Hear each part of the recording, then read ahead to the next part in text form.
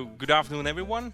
My name is Mārtiņš Vargulis. I'm Deputy Director at Latvian Institute of International Affairs, and I'm delighted to be a moderator of the next episode of the Riga Security Forum podcast session.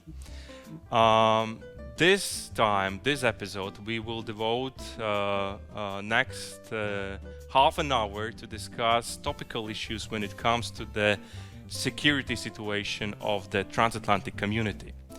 Russia's aggression in Ukraine has changed a lot. It has significantly affected transatlantic security. Exactly 1 year ago, in Riga, NATO Foreign Minister side event was taking place, and during this meeting, green light was given to launch a new strategic concept that was adopted at NATO summit in Madrid. And Russia's aggression in Ukraine has significantly affected not only the process but also the content of the new strategic concept. And in this podcast session, I would like to discuss with the distinguished experts and professionals to indicate and to understand what are the challenges that we are as a transatlantic community facing.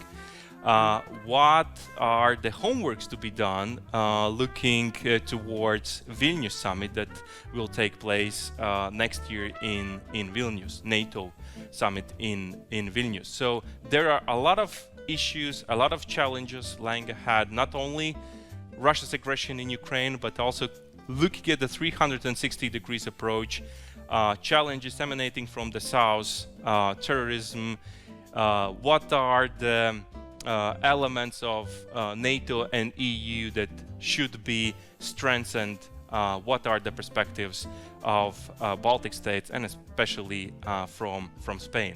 And I'm glad to have two distinguished speakers, and let me introduce them. First of all, Professor Margarita Šešelgytė, who is the director of the Institute of International Relations and Political Science at Vilnius University.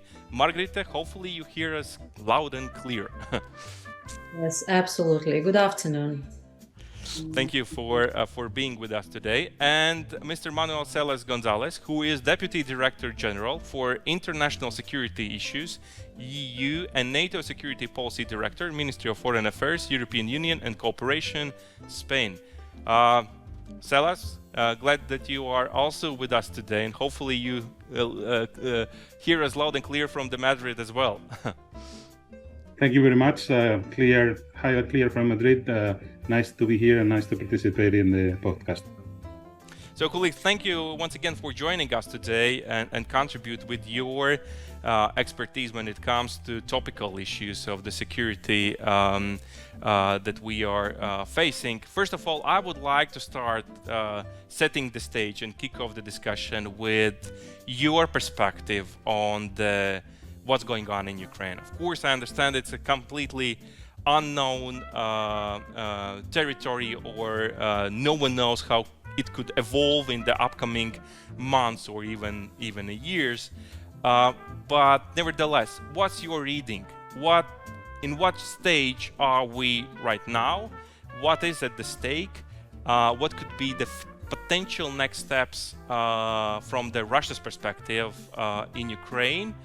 And following to that, what should be our response as a transatlantic community? Margarita, if I may, can you start? Thank you very much indeed. First of all, for inviting me to be here and for giving a floor. I think that at this point we see yet another new stage of Russia's war on Ukraine. And in this particular stage, what we see is Russia's aim to destruct and destroy as much as it is possible Ukrainian infrastructure. And the Ukrainian government just today has warned everyone that Ukraine is preparing or is ready to entire electricity blackout. So Russia is doing a lot, trying to punish Ukrainians for resisting on one hand and trying to crack their will to fight back So this is one thing. Another thing is due to major losses and inability to fight well and to produce victories after victories in the battlefield, now we see that Russia is trying to punish Ukrainians again, killing as much as it is possible civilians and harming the civilians, injuring civilians. So they are fighting against civilians more and more.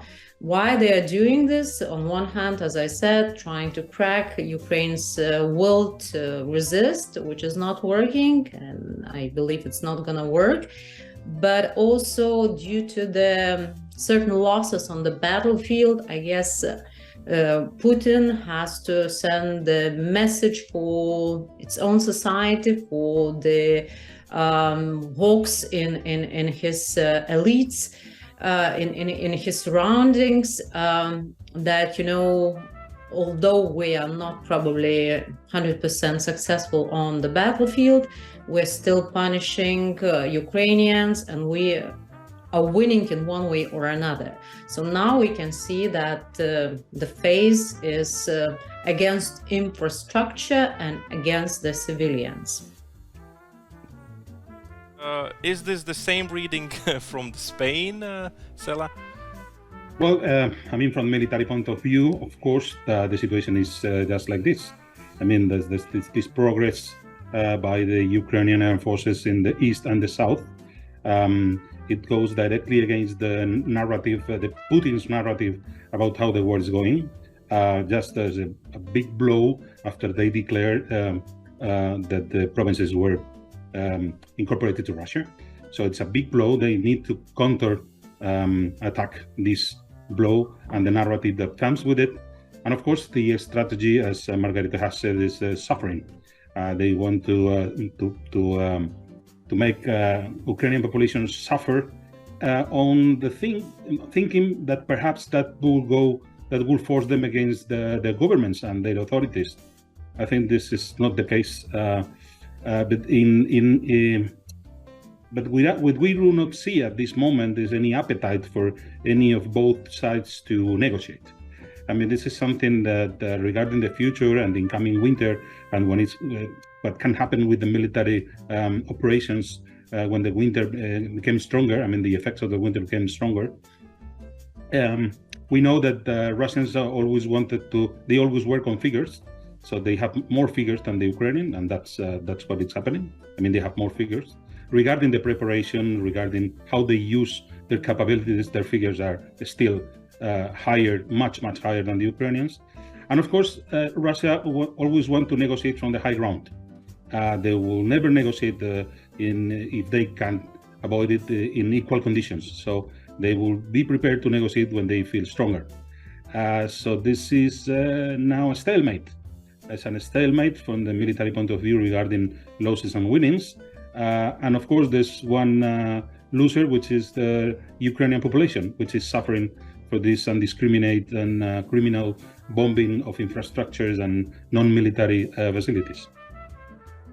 In this regard, what should transatlantic community do? I mean, a lot has been done already. I mean, I might guess that for most of the people, the support that is coming from the transatlantic community, meaning not only the US but also Europeans, that is even a surprise element. I mean, that providing such a conventional elements, also financial aid.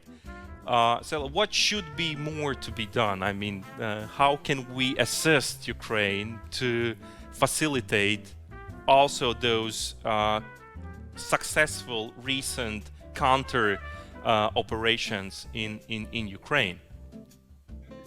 Well, I just come from the plenary meeting of the 68th NATO Parliamentary Assembly. I was listening carefully to Secretary General Stoltenberg intervention in this NATO Parliamentary Assembly. And he has given us the lines we are working on. I mean, there's not a lot of creativity that we can have in this regard. We have to support Ukraine. We have to keep on with the formats the non-escalatory formats that we have used already with Ukraine. We need to have in mind the first decision of the alliance was not to be dragged into the military conflict. So we have to avoid that. NATO is not going to participate in the military operations. On that, this is something that clearly marks and restrains what NATO can do. This is not the same when it comes to allies, not the institution, but the allies. Allies are doing a lot. We are doing a lot on bilateral basis, even on multilateral basis in several formal and informal formats, let's say, because there's informal structures that have been set to support either financially or with military equipment to Ukraine. And also there's formal ways to do that, as the European Union is doing. We are doing training on bilateral basis, on a number of countries basis. Now we are launching a military training mission in the European Union, which is a formal structure. Actually, I have to say we have profited from the advantage that Russia is not considering the European Union as a military actor. And this is something that it comes as a surprise for a number of people, but they have been, let's say, underestimating the European Union defense and security domain for a while, and maybe they are surprised with that. But the main weapon that we have is unity. It's not something that you see on the field. It's not something that you can send. But it's something that is useful, and it's our response to Russia. The main thing, our main weapon is unity. How do we manage this unity is definitely the most important thing regarding any format to support Ukraine on a practical basis, because we need to discuss. Being together is not the same than thinking alike, and this is something we see every day. So we have to manage unity. I have to say, in the ministers of foreign affairs and the ministers of defense of allies and members of the European Union, we are doing this kind of management for the past 10 months, and this is what we are consecrated to, the most important stuff. Thank you, Tela. And exactly, Margarita, on this issue of the unity, are we united? I mean, also during this crisis, geopolitical crisis, when it comes to the process of how to deal with Vladimir Putin, we've seen that some of the European leaders are still trying to have a phone conversation with the Putin time to time. We saw differences when it comes to migration policy, people coming from Russia. So there are differences, right? Are we united in this regard? And what would be your advice? What should be done more when it comes from the perspective of the transatlantic community? Thank you, Mārtiņš. I think that we have to acknowledge one fact that the members of transatlantic community of both organizations, be it the EU or NATO, we are different and we have different interests, and our geographical position is very different. And the further away you are from Russia, the less threat you feel from it, and that's natural. You won't change it. But I think that the most important thing at the moment is have the same purpose, the unity of purpose, and the purpose is to help Ukraine to win this war. And I will come back to this question a bit later. What does this victory imply? Because I think that we have a lot of different versions on that issue also. But I think that doing what we do in a very sustainable way and keeping the unity, it's the paramount, it's key, and that we have to continue. And of course, we will be having some, challenges with that, because there are economic problems in Europe, high energy prices, higher bills coming to the people. So people might start questioning, do we have to support Ukraine in the same way as we used to? So we'll see what will be the reactions in a number of European countries which will be facing the elections later in the year. But that is probably the task of the political elites, of the decision makers, to keep this unity and to keep sustainable support to Ukraine, which would last for a long time. It's not to think, about the certain crises, like today we had the two missiles hitting, hitting Poland. And then there was a big, boost of the various discussions that we have to mobilize and, to do something about. I think that we have to be very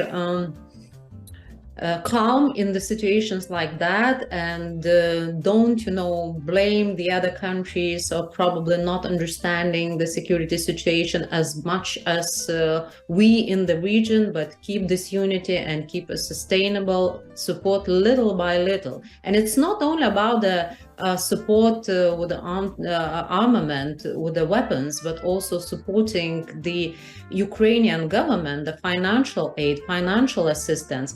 A lot of infrastructure has been destructed and destroyed, and this is also very important because people cannot heat their houses and we're facing winter. So this sustainable approach, comprehensive approach, whatever we have to do, whatever what helps Ukraine to win.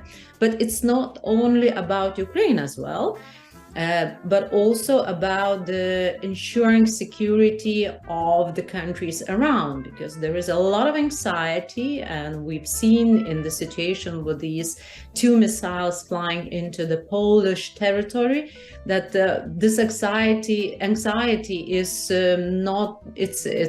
not coming of the area of fantasy. That those countries which live on the border, we are exposed to more risks than the countries living further away. So all these decisions which were taken during the Madrid summit, they have to be implemented and the commitments have to be fulfilled. So unity, strengthening the eastern flank of the alliance, and also unity helping Ukraine to win the war, weapons, financial aid, helping to rebuild infrastructure. And the last point on the victory. I think at this given point, it is very difficult to say, what kind of victory we will be seeing, because the victory will be determined on the battleground. But we have to help Ukraine to achieve as much as it is possible on the battleground. That is one thing. But also, I think that this victory cannot be achieved by the big states dealing with Russia, trying to reach the compromises, but it has to include, first of all, Ukraine. That is the most important thing. And also, it has to be a consensus, not leaving the countries in the region apart from the major decisions, because that would be a bad decision. Perfect. Thank you, Margarita. I couldn't agree more on the victory part, and also what you said previously regarding the unity.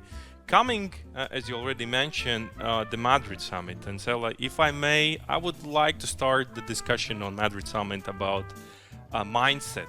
I mean, before 2014 and even before 2022, 24th of February, Baltic states time to time were perceived as a Russophobic. I mean, showing and loudly speaking about that, Baltic states again pointing out that Russia could do something and could threaten and implement or conduct even a military operation and test the solidarity and unity of NATO that you were speaking about.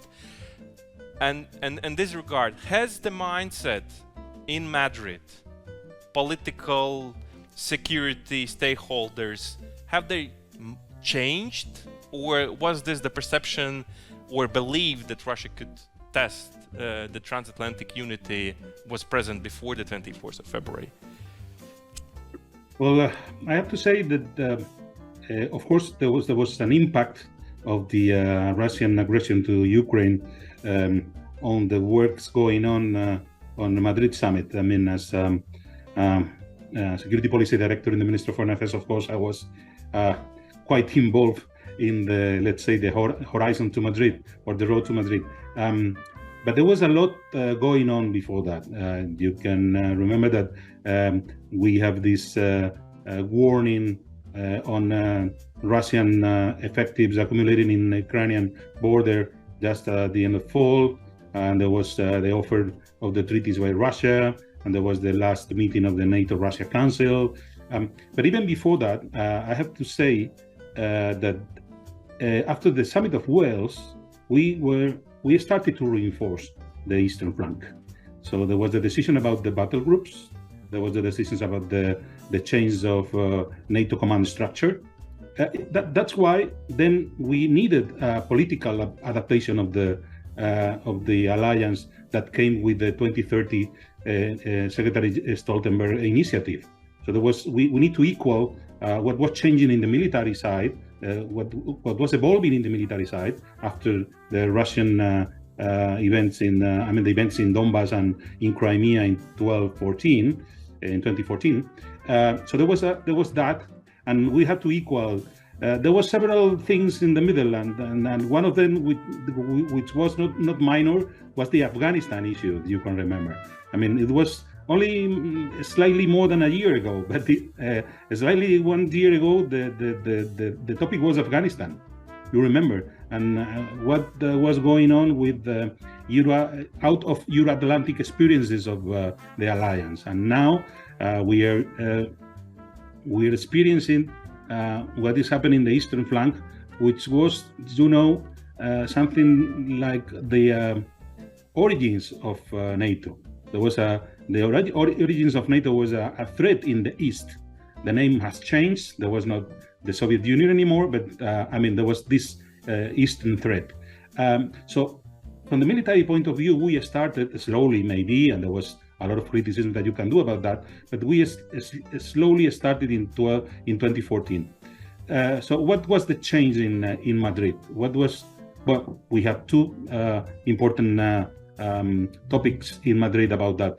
One was the core task, talking about the core task of NATO. Before that, in the Lisbon concept, you have these three core tasks, which was collective security, cooperative security, and crisis management. And now, it is not that we have changed the three core tasks.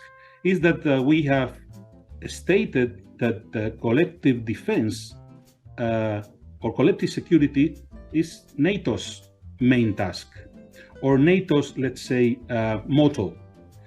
We don't have to discuss about this. I mean, it's the origin of NATO, Article 5.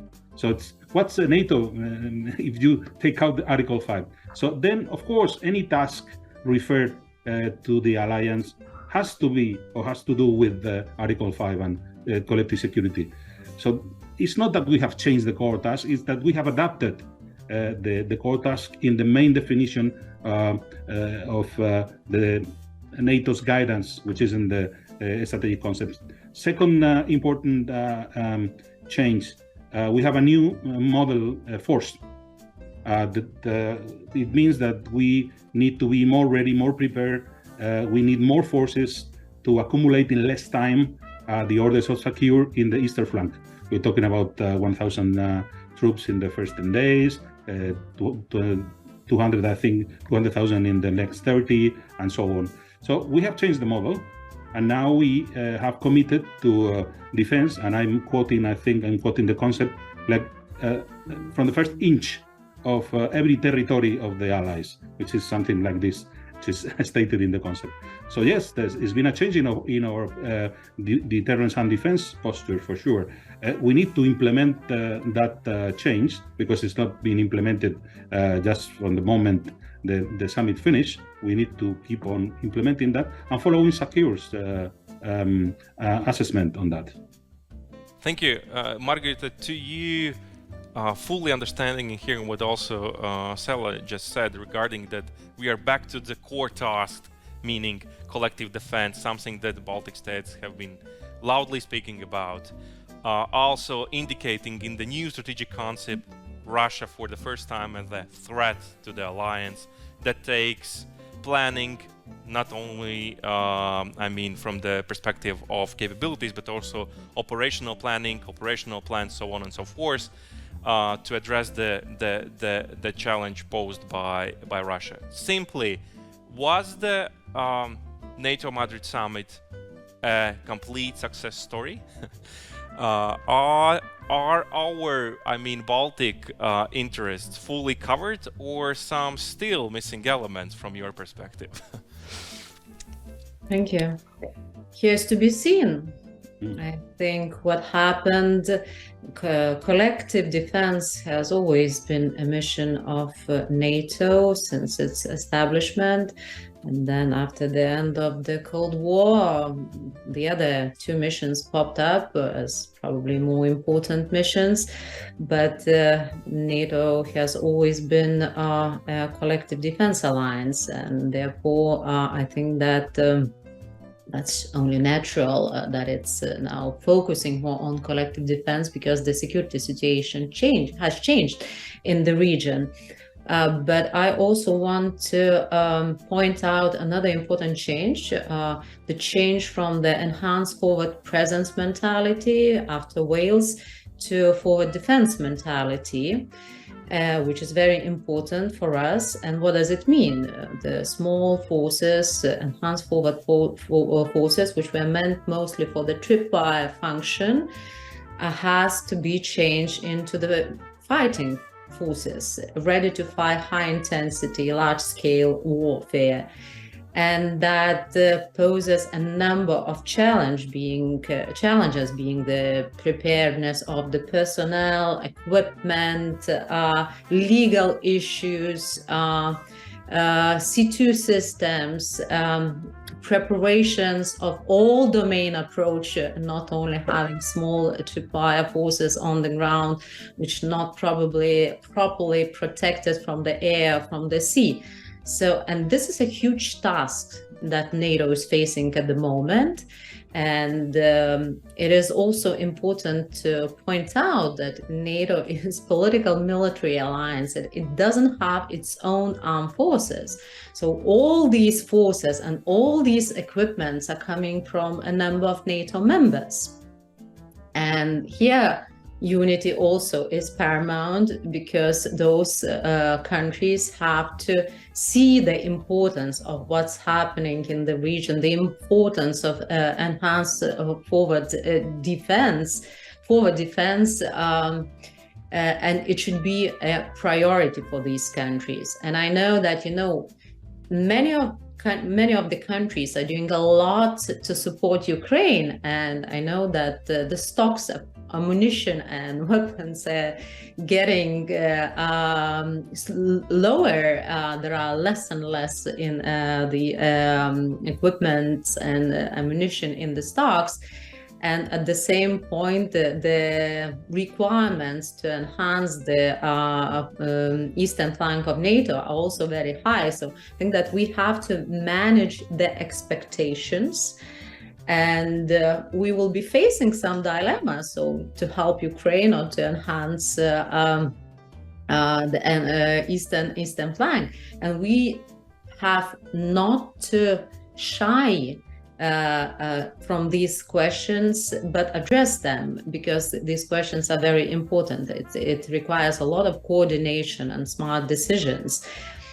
Another challenge that I see, which is related to the things that I've just mentioned, is fatigue and certain opinions in some capitals that, oh, well, this war is not going to last for 2 or 3 years. So why bother and invest in the enhancement of the security of the defense in this area, when after some time probably these enhancements will not be necessary? And this is very dangerous, because on one hand, it sends a wrong message to the countries in the region that other NATO members or NATO as an alliance cannot be 100% trusted, and there is still this feeling of anxiety. And on the other hand, it also sends a message for Russia that we just have to wait for a while, have some frozen conflict, rebuild, regroup, and then we can, come with a new force. So I believe that it is very important that this approach to enhance the defense of the eastern flank is sustainable. Perfect. Sela, what is, and now looking at the future summit or the upcoming summit in Vilnius, from Madrid's perspective, what is the homework to be done till the next summit? A lot of important decisions made, as both of you already outlined in summit in June. But looking in the mid and long-term perspective, what are the homeworks from your perspective still to be done?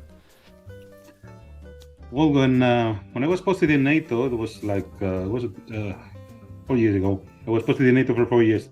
And then we have summits every 2 years. So, well, sometimes to forecasting 2 years changes, rises at certain level. You have a level of changes that deserves, let's say, much more intense work than others. From 1 year to another, and having the situation we have now in the eastern flank, in my perspective, and working in, let's say, in the warehouse of the ministry about the road to Vilnius, our agenda is implementation of Madrid. I mean, it's only 1 year. I mean, we're talking about months. We are not talking about decades. We are supposed to have the strategic concept for medium to long term, talking about 5 to 10 years. But I think that Madrid's strategic concept has been deeply impacted by the situation in the eastern flank, not only in Ukraine, but also. And then it's more tactical than strategical, let's say. So we have a strategic concept which in certain parts looks more like a tactical. It happened the same in the EU side, I have to say. We have the strategic compass, which certainly with the let's say the time tax that we have put on the objectives, sometimes it sounds like a tactical compass, not a strategic compass, because we have set the implementation too close in time from the moment you have approved the document. So implementation of Madrid, I mean, the topics, I mean, we have well, there's some topics which are more political and then others more operative. In the operative side, we have deterrence and defense. I mean, we keep, as Margaret said, that we have to sustain the effort. I mean, and we have to develop this new posture. So, and it takes time and political will, as she said. I mean, we need to do stuff, and this stuff has to be approved by all allies. Remember that the alliance is working by consensus. Consensus is difficult to arrive at, but once you have the consensus, is written in stone. This is one of the most important advantages in NATO. That once you have this consensus, I mean, it's like, it's religion. It's not the same when you have political agreements in other international organizations. There's the main difference between sometimes between NATO and, for instance, the European Union. But we need to focus on the implementation on Madrid. And there are several strands of work. You have deterrence and defense. We haven't talked about financials. There's a financial issue on this. We have an adaptation, we have a new posture, we have a political adaptation also. We have to pay for that. How do we split that? How do we increase? What is the new commitment regarding the increase in of defense budgets? We have the sustainment of the technical edge. We have decided to maintain our advantages or participate in the race for technological advance. We need to support that. We have to implement Diana. We have to start working with the Innovation Fund. And of course, regarding Ukraine, we have, as I said, military stuff, but we have also political stuff. I mean, Ukraine has asked to join NATO. We need political answers also to Ukraine, and we need also political answers to other countries that have pledged to join NATO. We still have Sweden and Finland issue to solve. So there's a lot of stuff going on for Vilnius, I have to say. Still many issues on the table. Margarita, by implementing what we have already agreed at NATO Madrid summit and Vilnius to continue this approach, can we say that deterrence and defense posture in the Baltic states is a done deal? I mean, is it enough to deter our neighbor Russia from any kind of aggression? What's your reading on that? Oops, we don't hear you. Sorry. Deterrence is a psychological concept, and you work with the mindset of the opponent. And in this particular case, we work with a mindset at this particular moment with the mindset of Putin, who comes after maybe. Or is Putin still responsible 100% for the decisions being taken? So these questions have to be answered, and then we will know what is enough. So implementation of what has been agreed in Madrid is important, but we have to look at the situation, in 2 years, in 3 years, and situation might change. And again, this implementation of the decisions taken in Madrid is not an easy task, and you can interpret those decisions in a number of ways. Is the brigade assigned to Lithuania by Germany staying in Germany or in Lithuania? And we do not have a clear-cut answer up to now, so these decisions will have to be taken into the consideration. Another important point which has to be addressed, the nuclear threats, because it's one of the issues that is scaring the Western societies a lot, and that's why Putin is using this tool as an instrument of blackmailing and raising the stress for the Western societies. But again, we have to talk about that probably more openly. The third thing, which is very important, Baltic countries, and in general, majority of the countries around Baltic Sea are small countries. And what does it imply? That our resources to protect ourselves, not only military, but other resources, are quite limited. And when we talk about Russia and what Russia is doing in the region, so it tries to weaponize all sorts of interdependencies and attack the vulnerabilities that are existent in countries using hybrid instruments. And protection from the hybrid attacks is a crucial thing in those countries. Critical infrastructures, etc., etc. We have seen that in Ukraine, one of the most dangerous weapons at the moment are the drones. Protection against drones. And then we can talk about how to also help those countries to build up their own capabilities, investment in their defense industries, because we probably cannot build very sophisticated and expensive systems, but developing critical technologies in particular domains that could be within our reach. So there are a number of issues which are to be addressed in the future, but I think that there are decision makers and analysts and people working in the ministries which are thinking about that. So I'm quite optimistic. Thank you, and thank you for this optimistic attitude. But speaking of the limited resources, I cannot not use the opportunity having the representatives from Spain and Lithuania to ask the last question to both of you regarding the NATO and EU cooperation. From the Baltic perspective, that has been perceived as not as a complementary, but rather as different or even something that could bring some challenges to the way we would act during the crisis or conflict, right? From the Madrid's perspective, how you perceive the NATO-EU cooperation?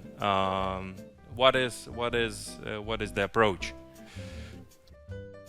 Well, for us is a priority, and we stated pretty clearly when we called for the first time in a summit, Transatlantic dinner, who combine and bring together all the heads of the state of government of the member states of the European Union and the North Atlantic Treaty Organization. It was the first time. There was a couple of dinners close to that were held in New York in these United Nations weeks sometimes, but it is the first time, you remember, in the Prado Museum, and it was the signal. It was our call for the cooperation between NATO and the European Union to set higher in the agenda.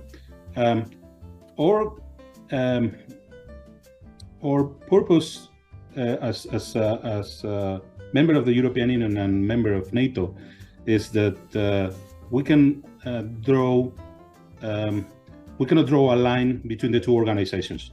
I mean, I was telling you first, Mārtiņ, when we were preparing the conversation, that for us is not an alternative. For us, it's an obligation. We are members of both organizations. We cannot be schizophrenic. We cannot have a defense policy in NATO and defense policy in the European Union. But we have a number of points clear in mind. So how to combine these two organizations? First of all, the European Union is not in the state of development of security and defense that NATO. I wrote a piece about the strategic concept and the strategic compass. I use this image. The strategic concept is a building NATO has been using and developing for the last 70 years. 70 years. So when we write a new strategic concept and we approve it, we are changing things in the building. We are setting new premises. We are putting elevators. We are opening windows. But with the strategic compass, what we have done in the European Union is we have bought the plot. We have bought the plot, and we cannot use any material to build. We have already material that we have been accumulated during those years that we have tried to develop security and defense integration in the European Union to use to build this structure. So you can see that the difference in the degrees of development from one organization to another is pretty clear. So having this in mind, we think, and we are pretty sure, that whatever we do to reinforce European security and defense, it's going to be complementary, is going to enforce NATO's strong support and strong posture. So everything we do in the European Union is not that it's going to be complementary with NATO, it has to be compulsory complementary to NATO. The European Union is not doing deterrence. NATO is doing deterrence. European Union, this famous strategic autonomy coming from the global strategy 2016, is going to be, it's addressed to these threats and challenges which are not shared or are not so shared with NATO. We don't need a stronger European Union to do things apart from NATO. We cannot do that. We are a member of both organizations. That was one of my admirals always telling me, listen, Manuel, I don't have a frigate for NATO and a frigate for the European Union. I have the frigate. And then we need to synchronize. So we have to synchronize. Synchronizing is the key with NATO and European Union. And I think that the situation after the Russian aggression to Ukraine has made more clear where the complementarity resides. This behavior of the European Union with the EPF, the European Peace Facility, how it has been so fast, so swift in helping Ukraine through this instrument, which is a new common security and defense policy instrument, along with others that we have as PESCO and the EDF or the Civilian Compact, for instance. So I think this is a practical demonstration how we can behave and how can we be complementary to NATO. Margarita, following to this one, how can we be complementary between NATO and EU? Because let's be frank, from the Baltic perspective, the issue of the strategic compass, autonomy has been perceived as a competing rather than complementary element to the NATO, and perceived as a concerning element, right? So where this complementarity resides, as Sela just pointed out, from your perspective? I think that worries of the Baltic countries come from our strategic environment, and that's why we are very pro-Atlantistic countries, and also due to our small size, because we have very limited resources which we can dedicate to one of the organizations in general. So this coordination and complementarity is a very important thing for us. But we have seen that the European Union is quite successful in how it is reacting to the war in Ukraine, and helping not only Ukraine with the peace facility. The decisions regarding, using this facility for Ukraine were taken, I guess, within 4 days. So that's enormous speed for the European Union, when the decisions to react to COVID pandemics were taken in 40 days. So I think that the European Union is learning very fast.